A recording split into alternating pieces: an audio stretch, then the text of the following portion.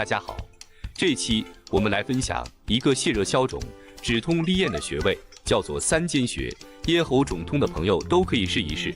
三间穴是我们手上非常重要的穴位，它的位置非常好找，按起来也非常方便。就在第2章指关节后凹陷处有一个凸起的小骨头，这就是三间穴的所在，正好是在赤白肉际处。有些朋友会觉得这个穴位不好找，俗话说离穴不离经，其实没有关系。拇指按揉的区域相比穴位来说范围更大，在一按一揉中自然会刺激到。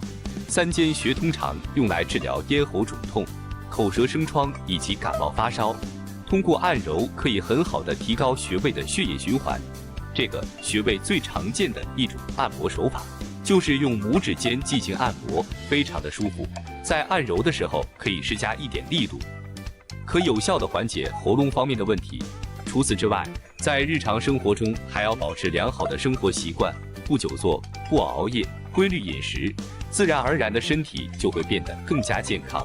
好了，这期的视频就分享到这，有喜欢我视频的朋友可以关注我，咱们下期见。